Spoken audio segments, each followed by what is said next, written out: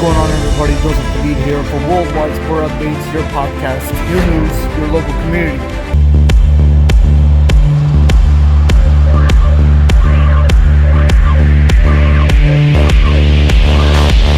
Good morning, everybody. Thank you for joining us. Welcome to Worldwide Sport Updates, your podcast, your sports, your news, your local community. This is your host, Joseph Hadid. Yes, ladies and gentlemen, another work week, another school week in the books. For a lot of people started school this past week, I think, on Monday, I believe, right? And now that the work week and the school week is almost over, as it is TGIF. I mean, I know there's some people that work on the weekends, of course. But for all the kids that started school this past Monday, now they get to enjoy a 4-day weekend because Labor Day holiday is coming up on Monday and everybody is off from school. So that'll be a nice treat for the kids that did start school this past Monday. So yeah, ladies and gentlemen, thank you for joining us. This is Worldwide Sport Updates, ladies and gentlemen. Again, your podcast, your sports, your news, your local community. Your host, Joseph Hadid. It is TGIF. It is Friday, September 1st. We're actually now in the month of September as we close out the month of August 2023, ladies and gentlemen. And thank you for joining us here on this Friday edition. And we got some sports news to share with you. So let's get right to it, ladies and gentlemen. Let's begin. Let's start off with some NBA news. Ladies and gentlemen, this is a question looming around.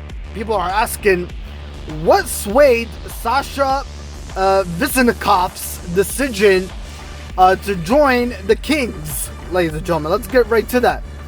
3 months after being named the EuroLeague MVP, Kings rookie Sasha Vezenkov packed his bags, flew nearly 7,000 miles to the United States, and embarked on a new journey in Northern California as he makes his transition to the NBA. A few days after his arrival to Sacramento, Vezenkov approached the podium inside Golden One Center on Thursday for his introductory press conference. To his side was reigning NBA Executive of the Year, Monte McNair. A few feet to his right was the anonymous 2022-2023 NBA Coach of the Year, Mike Brown. Standing next to Brown were fellow Kings teammates, the league's first clutch player of the year, De'Aaron Fox, and NBA rookie three-point king Keegan Murray. Collectively, McNair, Brown, Fox, Murray, and the rest of the team made history inside that same building just a few months prior. And Sacramento's newfound success was the main reason why Vezenkov sat there Thursday afternoon with Kings basketball across his chest. All right. More NBA news to follow, ladies and gentlemen. Referee Eric Lewis retires. Social media investigation is closed. Ladies and gentlemen, you heard all about that this past week about Eric Lewis, right? Let's get more information on Eric Lewis, ladies and gentlemen. Over the past few months, one of the more intriguing NBA stories has involved NBA official Eric Lewis. Following a controversial no call in the Los Angeles Lakers regular season loss to the Boston Celtics, of which Lewis was part of the officiating crew, many on social media began to point out that Lewis and his entire family were huge Celtic fans. While nothing happened in the immediate aftermath, a burner Twitter account believed to have been run by Lewis that came to light, and the NBA would eventually investigate the matter. In fact, Lewis was not allowed to referee the NBA Finals due to that investigation being ongoing at that time. Interesting, right? Yeah, so it goes to show you, ladies and gentlemen, that Lewis was a Celtic fan. Yeah. And he was kind of pulling for the Boston Celtics instead of the Los Angeles Lakers. So,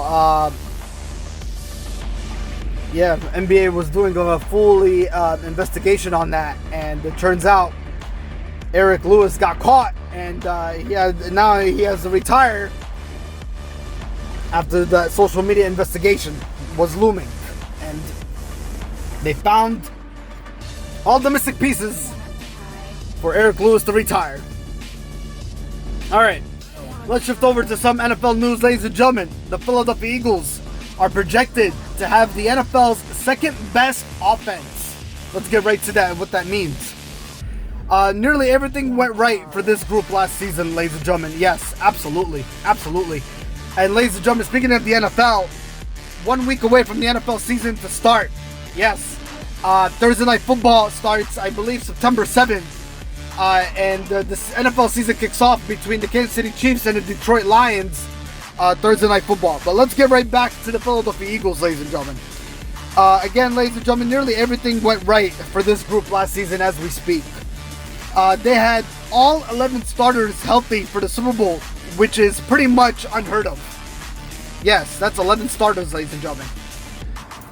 They scored touchdowns on 67.8% of their red zone trips, which was the third highest rate in the NFL and the best rate for the franchise going back to at least the year 2000. Jalen Hurts produced a success rate of 67.4% on his designed runs. Not only did that rank first among all players in the year 2022, but it was the highest success rate for any player with at least 75 carries in a season, going back to at least 2000. A pool of 1,279 player seasons. That's all to say, some regression for this group is likely. I just don't think it'll be a drastic drop. Hurts, wide receivers A.J. Brown and Devontae Smith, and tight end Dallas Goedert are either in their primes or ascending players. Sorry about that, ladies and gentlemen. I'm having trouble speaking today, so bear with me. Alright, let's shift over to some Major League Baseball news, ladies and gentlemen. Yankees Harrison Bader scooped up by the Reds. Lucas Giolito lands back in the American League Central. The deadline to claim MLB players off outright waivers was at 1 p.m. Eastern Time on Thursday. That was actually yesterday as we speak, ladies and gentlemen.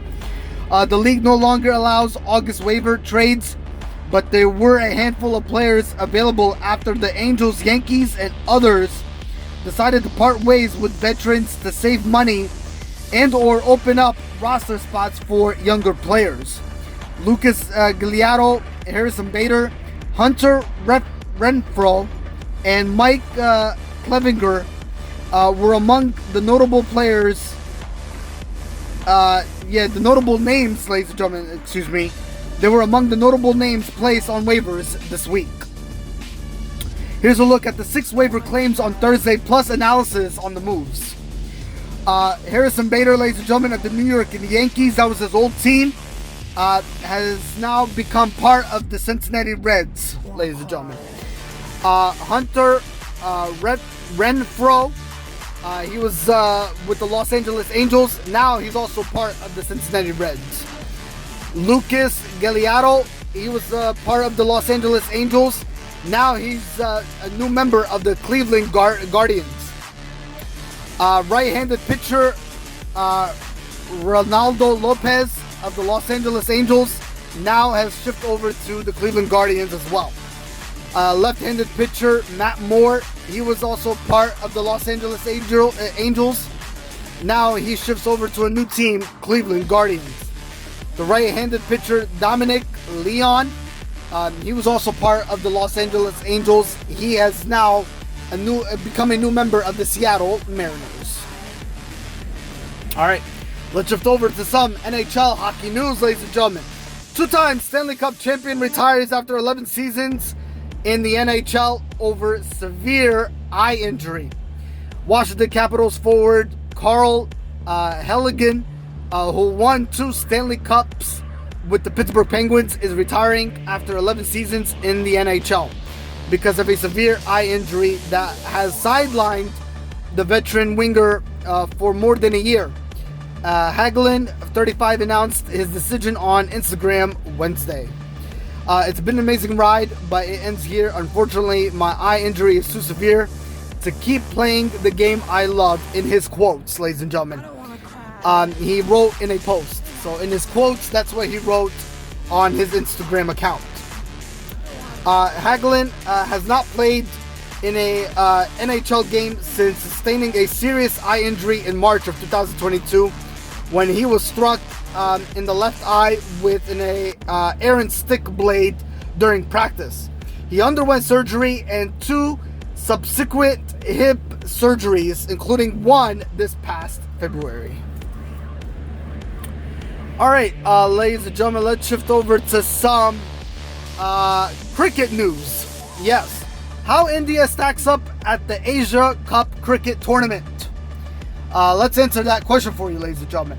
While political rivalry and its repercussions take more attention in the lead-up, the Indian cricket team will be keen to ensure they put all that behind before the first of what could be 3 Indiana-Pakistan matches at the Asia Cup on September 2nd. It has been over a decade since India won a global cricket tournament, but they are the most successful side in the Asia Cup's history with 7 trophies. The last of those coming in 2018, Rohit Sharma's side will hope to continue warming up nicely for the World Cup that will be played in front of a home crowd.